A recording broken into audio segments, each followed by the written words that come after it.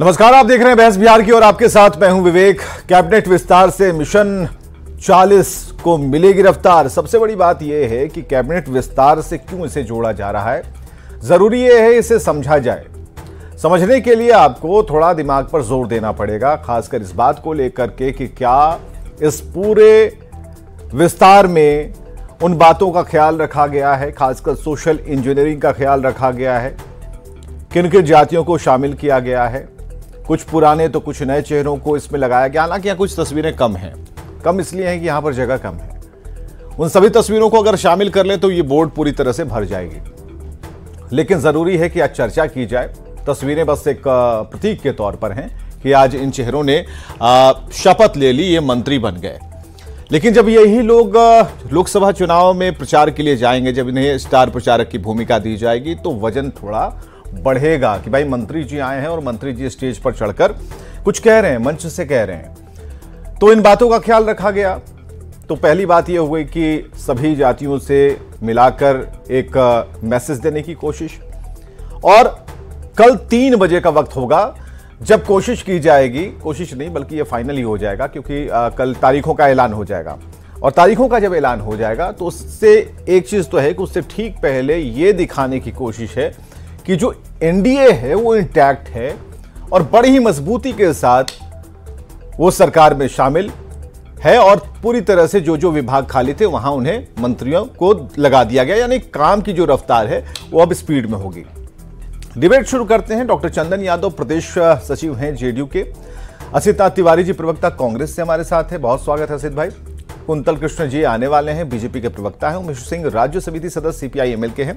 सबका एक साथ बहुत बहुत स्वागत करना चाहेंगे। चलिए सीधे डिबेट पर आते हैं। सबसे पहले असित नाथ तिवारी जी की जो प्रवक्ता कांग्रेस से हैं। असित जी, जो आज विस्तार हुआ है और मंत्रिमंडल विस्तार में कई पुराने तो कई नए चेहरों को जगह दी गई है, हम एक सवाल जानना चाह रहे हैं, क्या आप इसे कोरिलेट कर पा रहे हैं, इसे जोड़ पा रहे हैं आगे आने वाले उस 40 सीटों से, या फिर उन्हें जीतने और हारने से? चुनाव के ठीक पहले कोई भी सरकार अगर मंत्रिमंडल विस्तार करेगी तो जाहिर सी बात है कि वो चुनाव को ध्यान में रखकर करेगी। वो चाहेगी कि इसका फायदा चुनाव में उठाया जाए। तो इन्होंने ऐसा किया होगा, इसमें कोई संदेह नहीं है। बाकी लोग भी करते रहे हैं, तो इसलिए इसको हम अपराध की श्रेणी में भी नहीं डाल सकते। लेकिन इसके पहले जिन जिन सरकारों ने किया है, क्या कोई चमत्कारिक परिणाम चुनाव में वो ले आए हैं? तमाम सरकारों ने, आप देखिएगा अब तक की तमाम सरकारों ने इन तमाम सामाजिक समीकरणों का ध्यान रखा। चुनाव से पहले जरूरत पड़ी तो मंत्रिमंडल में फेरबदल किया, संगठन में फेरबदल किया और जातीय समीकरण को साधने की कोशिश की। कुछ को उसमें सफलता मिली, कई बार ऐसा हुआ कि उसका कोई फायदा चुनाव में नहीं हुआ। तो ये कहना अभी मुश्किल है कि हाँ लोकसभा चुनाव में इससे बहुत फायदा हो जाएगा या लोकसभा चुनाव में नुकसान हो जाएगा या इसका कुछ असर ही नहीं होगा, ये कहना अभी मुश्किल है। फिलहाल एनडीए के साथ जो दूसरी मुश्किल आ रही है विवेक जी, वो ये है कि पशुपति कुमार पारस ने आज कह दिया है कि वो सम्मान उनको नहीं मिल रहा है एनडीए में, तो वो कुछ अलग फैसला ले सकते हैं। अब इसका क्या असर होगा ये भी देखना बाकी होगा। लेकिन 46 दिन के बाद हुए इस मंत्रिमंडल विस्तार से लोकसभा चुनाव में कोई बहुत चमत्कारिक परिणाम आ जाएंगे सामने, मुझे ऐसा नहीं लगता है। ठीक है, कुंतल कृष्ण जी प्रवक्ता बीजेपी से, आमने सामने की बात होनी चाहिए। कांग्रेस ने अपनी बात रख दी, कुछ चमत्कारिक नहीं होने वाला कुंतल कृष्ण जी। लेकिन जो दिख रहा है, जो करने की कोशिश आप लोगों ने की है, एक तो है कि चलिए भाई विभाग को मंत्री मिल गया और जो काम बचे होंगे उनमें थोड़ी रफ्तार आ जाएगी, इतना तो जरूर है। लेकिन आगे इलेक्शन में कैसे इनका प्रयोग किया जाएगा, इन ब्रह्मास्त्रों का, ये बखूबी आप लोग समझ पा रहे होंगे। तो कैसे इफेक्ट करेगा ये 40 सीटों को, और जो ये विस्तार है क्या मैसेज दे रहा है? अभी जो विस्तार हुआ, क्योंकि कल तो 3 बजे के करीबन तारीखों का ऐलान हो जाएगा, उससे पहले जो ये दनादन शपथ ली गई है, दिलवाई गई है, उसका क्या मतलब है? विवेक जी देखिए, कैबिनेट का विस्तार होना है ये बात तो कुछ दिन से चल रही थी, और मैं असीत भाई को सुन रहा था, उन्होंने कहा कि कोई चमत्कार नहीं होगा। बहुत बड़ा चमत्कार तो इसलिए भी नहीं होगा कि एनडीए के पास 39 सीटें तो पहले थी, इस बार 1 सीट हम और बढ़ जाएंगे और 40 की 40 सीटें जीत जाएंगे। ये जो आज कैबिनेट का विस्तार हुआ है बिल्कुल समावेशी विस्तार हुआ है। इसमें हर वर्ग का, हर क्षेत्र का, सबका ध्यान रखा गया है, और अपने क्षेत्र का, अपने वर्ग का प्रतिनिधित्व तो राजनीति में बहुत मायने रखता है। आज एनडीए ने बिहार में हर कॉर्नर से, हर जगह से प्रतिनिधि दिया है इस कैबिनेट में, और सरकार, हमारी सरकार प्रतिबद्ध है सुशासन देने के लिए, सबका साथ सबका विकास करने के लिए। आज का जो कैबिनेट विस्तार है वो हमारा जो अपना मिशन है, सबका साथ सबका विकास, सबका विश्वास, सबका प्रयास, इसी के तहत है। दूसरा हमारा जो मिशन है, अब की बार 400 पार और 400 में 40 देगा बिहार। इन दोनों मिशन को सामने रखते हुए और हमारी जो आज के दिन में ये टीम बनी है, मुझे पूरा यकीन है कि इन दोनों मिशनों पे हम बखूबी उतरेंगे और सबसे ज्यादा खड़ा उतरेंगे हम बिहार की उस महान जनता की उम्मीद पे। लेकिन आप कह रहे हैं कि जनता की उम्मीद पर उतरेंगे, थोड़ा सा वो सवाल भी आपने छोड़ दिया जो असित नाथ तिवारी उठा रहे थे। असित नाथ तिवारी ने ये कहा कि भाई उम्मीद पर तो खरा उतरेंगे, लेकिन जो आपसे उम्मीद लगाए बैठे थे उनकी उम्मीद को तो चकनाचूर कर दिया। उधर से तो आवाजें ये आ रही हैं कि भाई बेईमानी कर ली गई।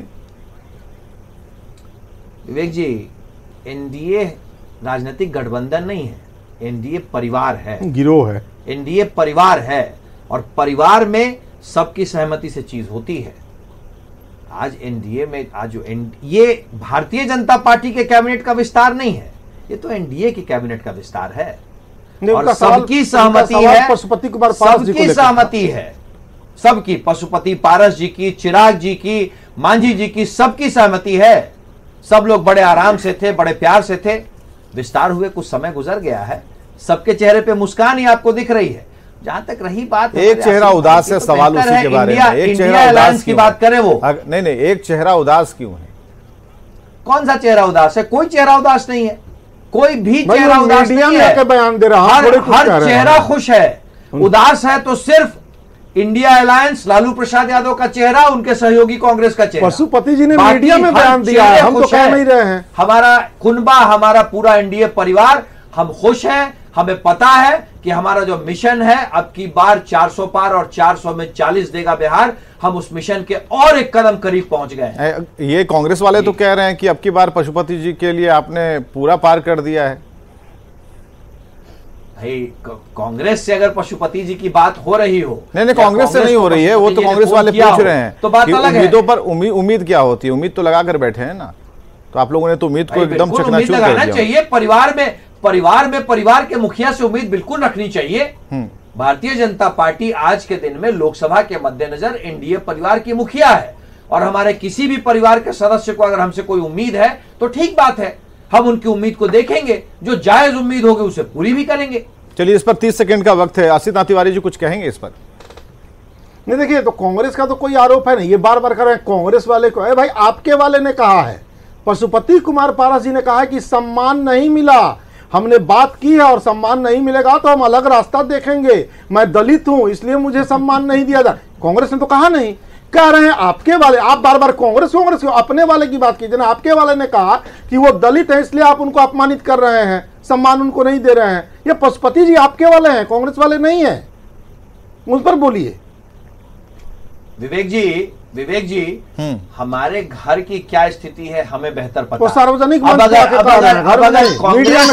इंडिया अलायंस जो कि बिल्कुल टूट की कगार पे है, जो अब तो सच मायने में राजनीतिक गठबंधन रहा भी नहीं, अब तो बस एक गैंग है जो एक दूसरे का चेहरा देख रहा है। अब उन्हें अगर किसी चीज को सोच करके खुशी मिलती है, कोई खुशफहमी फालना चाहते हैं, तो उसे तो मैं रोक नहीं सकता।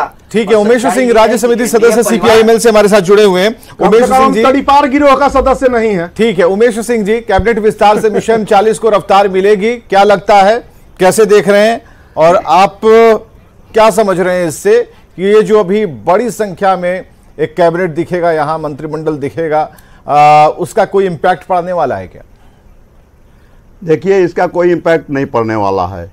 ये तो पहले से चिर प्रतीक्षित था, कैबिनेट विस्तार होना था, होना ही स्वाभाविक था, नहीं होना ही अस्वाभाविक था। लेकिन कैबिनेट विस्तार में कहा जा रहा है कि सोशल इंजीनियरिंग का ख्याल रखा गया है। असल में सोशल इंजीनियरिंग के ख्याल रखने में अल्पसंख्यकों का कोई जगह नहीं मिला है, कोई जगह नहीं है। ये भाजपा का भेदभाव नीति इसमें साफ साफ दिख रहा है। समाज के एक बड़े हिस्से को आप हाशिए पर ढकेल देना चाहते हैं और भेदभाव करके उसको हाशिए पर ढकेल करके अपनी राजनीति, ध्रुवीकरण की राजनीति करना चाहते हैं। ये पूरा इनका मिशन है और रहा जहां तक 40 पार का मिशन, 40 का मिशन, तो हम समझते हैं कि एक ख्वाब में है। ठीक है, पिछली बार 39 इन्हें मिल गया था, वो पुलवामा की घटना ने 39 दिलाया था इनको।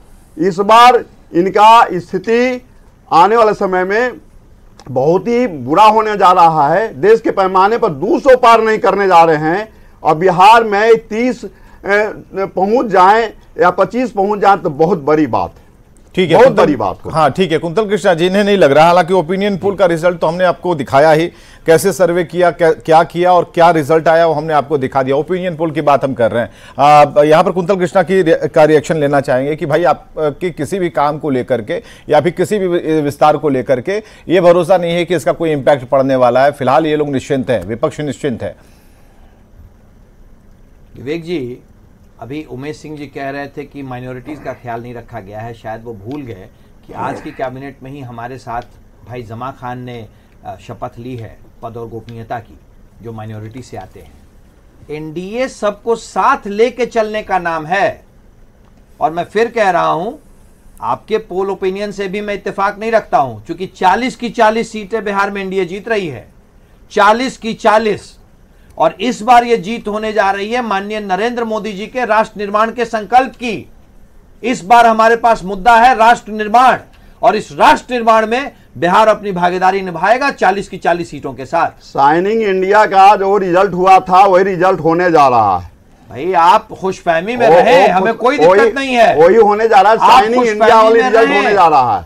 आप खुशफहमी में रहे, फील गुड कराते, पूरा देश का किसान आंदोलन में है। जिन लोगों को सजा याफ्ता करार दिया गया है उस गैंग के सदस्य हैं आप। सजा याफ्ता लालू प्रसाद यादव को सजा याफ्ता करार दिया गया है भ्रष्टाचार में, मत कहिए भ्रष्टाचार में, उस गैंग के सदस्य हैं आप। दर्जनों और उस गैंग के सामने हमारा परिवार 400 प्लस, अब की बार 400 पार का वॉशिंग मशीन बन गया है। अब की बार 400 पार, कोई राज्य नहीं बता जिस राज्य में भ्रष्टाचारी आपका नहीं है। भाई सजा याफ्ता भ्रष्टाचारी है, आपके साथ सजा याफ्ता भ्रष्टाचारी है। लालू प्रसाद यादव सजा याफ्ता भ्रष्टाचारी है। अगर मैं गलत कह रहा हूं तो बताएं आप। लालू प्रसाद यादव सजा याफ्ता भ्रष्टाचारी, भ्रष्टाचार के मामले में सजा मिली हुई है लालू प्रसाद यादव।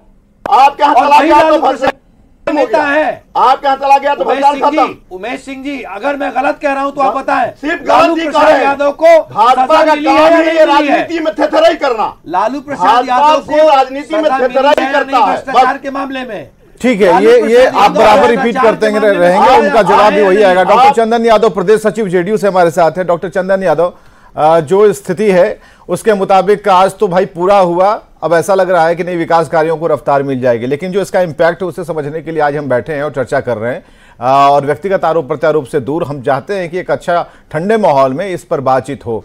तो ये जो मिशन 40 है उस पर कैसे इसका इंपैक्ट होगा और कितने सफल आप लोग हो पाएंगे, क्योंकि जो विस्तार हुआ है और जिन जिन चेहरों को जगह दी गई है उसका कहीं ना कहीं कुछ ना कुछ तो मायने जरूर होगा।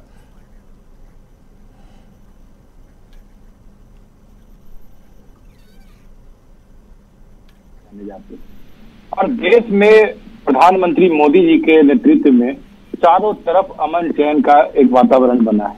लोग विश्वास की तरफ आगे बढ़ रहे हैं, विकास की तरफ आगे बढ़ रहे हैं। तो स्वाभाविक है कि आदरणीय प्रधानमंत्री जी पूरे देश में एक माहौल क्रिएट कर रहे हैं और इसका लाभ बिहार के साथ साथ अन्य राज्यों को भी मिलेगा। और 40 तो हम लोग पहले भी 39 थे। अभी एक मित्र कह रहे थे कि वो पुलवामा के चलते मिल गया था। अरे ये तो इत्तेफाक है कि एक आध इधर उधर हो जाता है, ये सब घबराने की जरूरत नहीं है। आदरणीय प्रधानमंत्री जी के जो सोच जो विचार है कि वो सभी को साथ लेकर के चलते हैं विकास के लिए। आदरणीय नेता नीतीश कुमार जी जाने जाते हैं, तो बिहार में 100% सीट हम लोगों को मिलने वाली। एनडीए से सबको लेके चलते हैं तो भागे कहा था एनडीए छोड़ करके आए थे महागठबंधन के शरण में। कौन कहा था भागने के लिए? आपने कहा था कि हमारी पार्टी को तोड़ना। जब क्वेश्चन कर दिए तो जवाब तो सुनिए, सिर्फ क्वेश्चन करते रहिएगा, जवाब सुनिएगा नहीं।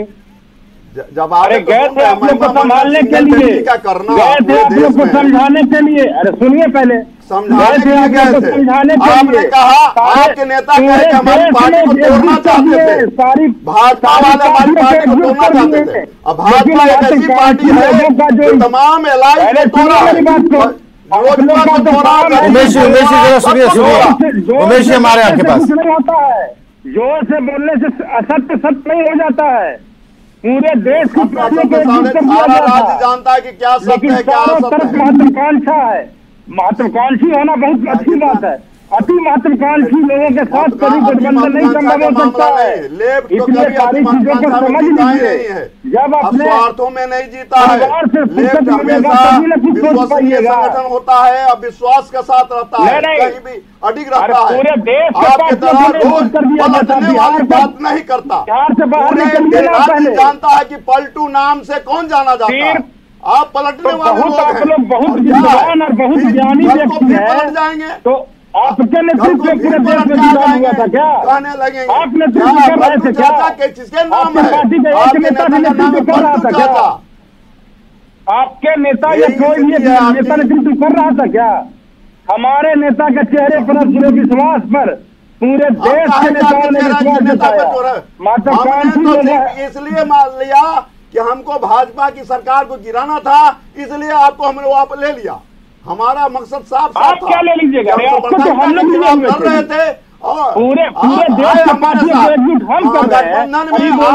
हमारे साथ क्या पहले से था, आप हमारे साथ जुड़े और ये कह के जुड़े 15 के चुनाव 20 के चुनाव में क्या हमारे साथ थे आप जदयू भाजपा के साथ लड़ रहे थे। अरे अति महत्वाकांक्षी आप लोग हैं, ये तो पूरा देश और पूरा देख रहा है ना बिहार जी। कौन महत्वाकांक्षी है सबको पता है। स्वार्थी लोगों का गठबंधन है। सबको जब पता है तो डिबेट में हम लोग वहाँ पर किस लिए बैठे हुए हैं? में तो कोई सब लोगों को बताने के लिए ना बैठे हुए हैं। उमेश जी जरा रुकिएगा ना, इसके बाद कांग्रेस के पास भी चलेंगे। उमेश जी जरा रुकिए, ठीक है। आपने सवाल जो पूछा ना उसका जवाब डॉक्टर चंदन यादव दे रहे हैं। चंदन यादव अपनी बात कंप्लीट कीजिए, उसके बाद आगे बढ़ते हैं। अभी वो कह रहे थे कि भाई नीतीश जी, हम लोगों तो पूरा देश जान रहा है कि हम लोगों ने पूरे एक अच्छे वातावरण में सभी लोगों के पास जाकर के एकजुटता के साथ पूरे देश में एक माहौल बना रहे थे। लेकिन कांग्रेस एक बड़ी पार्टी थी, कांग्रेस को बड़ा दिल दिखाना चाहिए और सभी पार्टियों को एकजुटता के साथ लेकर चलना चाहिए था। लेकिन महत्वाकांक्षा ही नहीं, ये अति महत्वाकांक्षी लोग हैं जो कि यहाँ किसी को सरवाइव करने नहीं देंगे, विकास पर कोई बात नहीं होगी। यहाँ सभी लोग एक दूसरे को मतलब अपने ही एस्टेब्लिशमेंट में लगे हुए हैं। जबकि एट द फर्स्ट डे हमारे नेता ने कहा था कि मुझे कहीं पर कोई पद की लालसा नहीं है, आप लोग अच्छे से गठबंधन बनाए, इसका काम हो जाए, सब लोग मिलजुल कर काम कर लीजिए। ठीक है, एक मिनट असित तिवारी, हाँ ठीक है, असित तिवारी इस पर जवाब देंगे आप। विवेक जी, डॉक्टर चंदन यादव जी को मैं सुन रहा था, डॉक्टर जुड़ा है तो दो बातें हो सकती है, या तो मेडिकल की पढ़ाई की होगी या फिर पीएचडी होल्डर होंगे, मतलब काफ़ी पढ़े लिखे आदमी हैं। इतने पढ़े लिखे आदमी की याददाश्त इतनी कमज़ोर होगी साहब, मुझे इसकी उम्मीद नहीं थी। इन्हीं की पार्टी के नेता है ना नीतीश कुमार जी, जिन्होंने भाजपा पर आरोप लगाया था कि ये सब तो संविधान में ख़त्म करना चाह रहा है। बताइए, हम कह रहे हैं जातीय जनगणना कराइए कि जो कमज़ोर है, पिछड़ा है, उसको राजनीतिक ताकत दी जाए, तो वो में विरोध कर रहा है।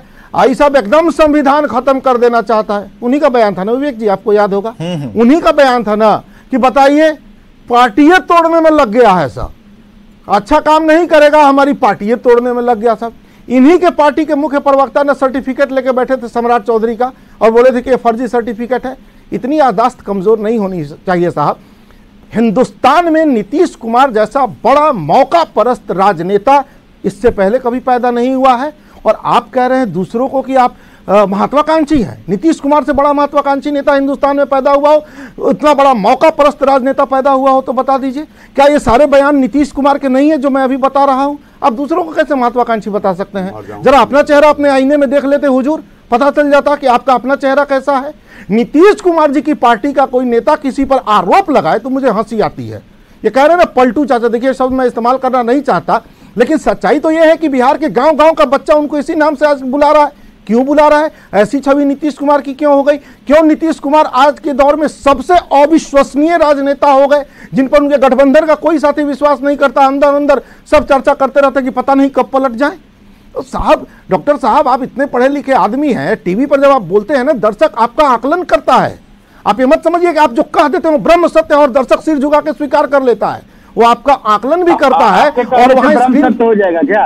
और अरे तो नीतीश जी का बयान नहीं था, आप कह दीजिए नीतीश जी का बयान नहीं था, मान लेते हैं। आप बोलिए कि नीतीश जी ने, तो क्या नीतीश जी ने नहीं कहा था कि भाजपा वाले लोग संविधान? चलिए, जड़ में है मिशन 40, चाहे वो इंडी गठबंधन की बात हो या फिर एनडीए की बात हो, लेकिन ऐसे में जो मंत्रिमंडल विस्तार हुआ है, ये एक मैसेज देने की कोशिश है, ये तस्वीरें ये बताने की कोशिश है कि भाई हम जिस काम में लगे हैं उस काम के लिए हम पूरी तरह से समर्पित हैं और ऐसे में कहीं कोई दिक्कत नहीं है। लेकिन इतना जरूर है कि बहुत सारे सवाल, एक दो नहीं, बहुत सारे सवाल कांग्रेस के पास भी हैं जो वो पूछती रहती है। बहुत सारे सवाल आरजेडी के पास है, यानी कि विपक्ष के पास कई सवाल हैं।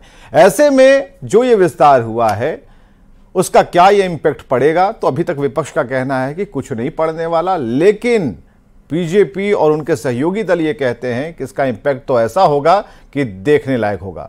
बहुत बहुत शुक्रिया।